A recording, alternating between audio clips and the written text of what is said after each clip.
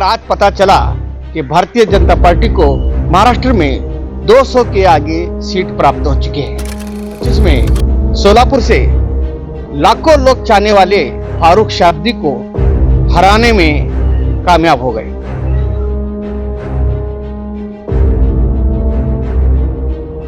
ये किसका हाथ हो सकता है? ये भारतीय जनता पार्टी का भी हो सकता है या मशीन की गड़बड़ भी हो सकती है।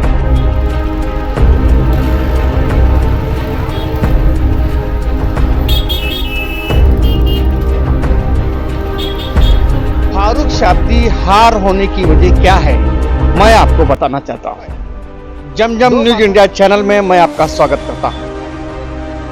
भाइयों, आप तो सभी लोगों ने देखा होगा विधानसभा चुनाव का माहौल, कौन जीता कौन हारा, कौन बना सिकंदर। आज हमारे देश में और राज्य में बस यही हंगामा होते जा रहा है। बहुत सारे लोगों को यह भी पता होगा कि आखिर पूरे महाराष्ट्र में बीजेपी बहुत बड़ी जीत हासिल करती है।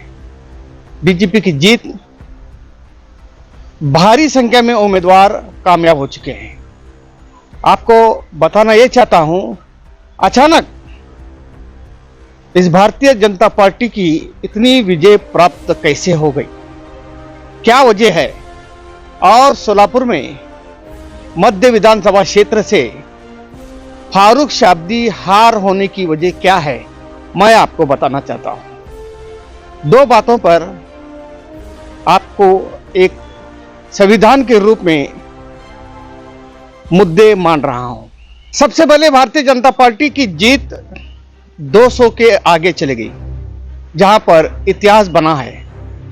भारतीय जनता पार्टी ने इतने सीटों को जीतना यह नामुमकिन था, मगर अचानक कोई हलचल नहीं, कोई खुशियों का दौर नहीं, बढ़ती महंगाई, बढ़ती परेशानी को लेकर पब्लिक ने भारतीय जनता पार्टी को जिताया। वो भी कैसे, आपको मैं बताना चाहता हूं। कहने का मतलब है, जो अदा 2014 और 2017 या 18 में जो की थी, वही अदा भारतीय जनता पार्टी फिर से इस बार कर चुकी है। वो है EMV मशीन। ये मशीन बीजेपी का बहुत बड़ा एक बाप समान सम्मान रखा जाता है। बस इसमें बहुत बड़ी गलतियां आपको दिख रही है, पता चल सकता है, क्योंकि महाराष्ट्र राज्य में बहुत सारे ऐसे मातबर नेता हैं जिनकी हार हो चुकी है। जैसे प्रहार संगठन के पूर्व मंत्री भी थे बड़ू कच्चू, इनकी भी हार हो चुकी है, और औरंगाबाद से इम्तियाज जलील की भी हार हो चुकी है, और इतना ही संगमनेर से जो मंत्री रह चुके तोरात, इनकी भी हार हो चुकी, और यहाँ सोलापुर से फारूक शाब्दी की भी हार हो चुकी, जहाँ पर जीत का फंडा कायम रहा था। यहाँ पर मुस्लिम अल्पसंख्यक समाज के अलावा दलित, क्रिश्चियन, बुद्ध और कुछ पद्मशाली के लोग भी मराठा समाज के साथ MIM को वोटिंग की, जिसमें फारूक शाब्दी का बहुत बड़ा किरदार है। ऐसी सूरत में फारूक शाब्दी को हार माननी पड़ी। इसकी वजह यह भी है कि फारूक शाब्दी या तो इनकी मशीन में गड़बड़ हो सकती है, या तो बहुत सारे लोग जिनको चाहने वाले लोग हैं, ये लोग वोटिंग के लिए घरों के बाहर निकले या नहीं निकले, इसके बारे में जांच होना चाहिए। हमारे सर्वे के मुताबिक हमने देखा है कि फारूक शाब्दी के वोटिंग के लिए उनके जो कार्यकर्ता हैं, जो लोगों को बाहर काट रहे थे, तो इसी तरह और बहुत सारे लोग थे जिन्हें वोटिंग के दरवाजे तक पहुंचाना बहुत जरूरी था, मगर वो काम नहीं हो गया। यहाँ पर अल्पसंख्यक मुस्लिम समाज की जो संख्या है 1,05,000 है, जिसमें वोटिंग की संख्या हो चुकी है 60,000 के लगभग। बहुत अफसोस की बात है।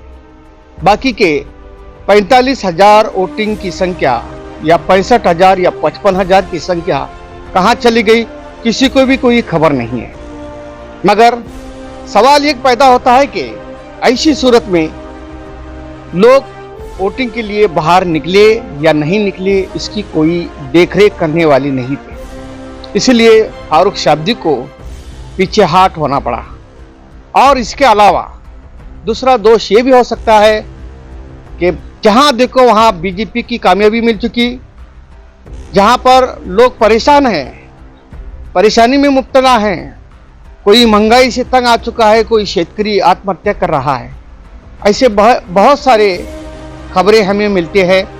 ऐसी सूरत में भी लोग बीजेपी को जिताए ये नामुमकिन है, क्योंकि इसमें भी मशीन का घोटाला माना जा सकता है, मशीन में गड़बड़ी हो सकती है, क्योंकि ऐसे घटना महाराष्ट्र में आज के दौर में 4 या 5 जगह होने की आशंका मिल चुकी है। इसीलिए मशीनों में भी गड़बड़ होने की फुल गारंटी हो सकती है। इतनी भारी संख्या में भारतीय जनता पार्टी को कामयाबी मिलना ये नामुमकिन है, जबकि महाविकास आघाड़ी और महायुति ये दोनों का कांटे की टक्कर हो रही है। ऐसी सूरत में भारतीय जनता पार्टी को एक जबरदस्त कामयाबी मिलती है।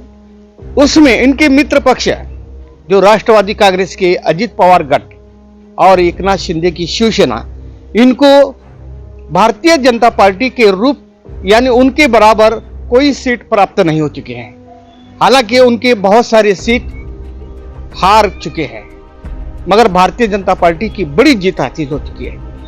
ऐसी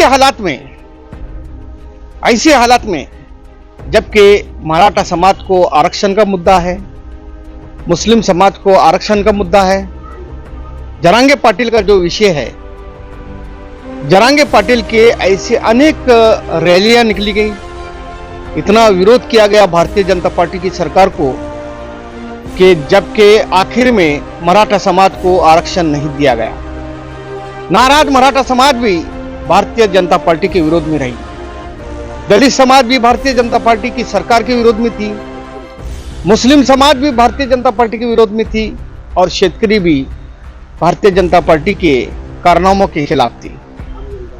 आम जनता, महंगाई के दायरे में फंसी हुई जनता, फिर भी बीजेपी की सरकार आज हमारे राज्य में स्थापन होती है। युवाओं में इतनी बेरोजगारी बढ़ चुकी है, केवल एक 3,000 या 1,500 रुपए की लाडली बहना की योजना पर अपनी कला को मजबूत करते हुए भारतीय जनता पार्टी ने महिलाओं के वोट हासिल करने का प्लान बनाया, जबकि युवाओं में बढ़ती बेरोजगारी, महंगाई, आप जानते हैं हमारे जनता में कितनी परेशानी आ रही है। ऐसी सूरत में भी भारतीय जनता पार्टी को बड़ी कामयाबी मिल चुकी है। इसकी वजह क्या है?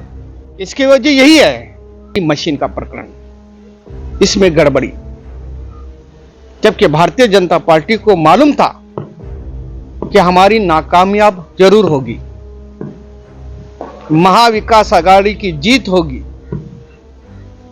ऐसी सूरत में भारतीय जनता पार्टी ने अपना पार्टनर 2014 और 2018 का जो प्लान है वो फिर से हमारे राज्य में इस्तेमाल किया गया, जबकि मजबूती से थमे हुए मनोज जरांगे, इन्होंने इस भारतीय जनता पार्टी के कारनामों के विरोध थे, फिर भी भारतीय जनता पार्टी को कामयाबी मिलती। मराठाओं को आरक्षण का मुद्दा सामने है, ऐसा सब कुछ, ऐसे अनेक सवालात रहते हुए भी भारतीय जनता पार्टी को 200 के आगे सीट प्राप्त होते हैं। ये बहुत बड़े खेदजनक बात माना जा सकता है। ऐसा क्यों? इसीलिए इसमें और मशीन में बहुत सारी गड़बड़ियां हैं।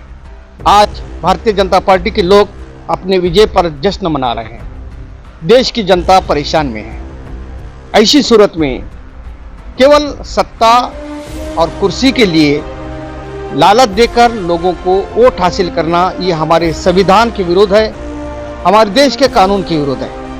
मगर इसके लिए कोई कार्रवाई करने में आगे आने के लिए कोई तैयार नहीं है।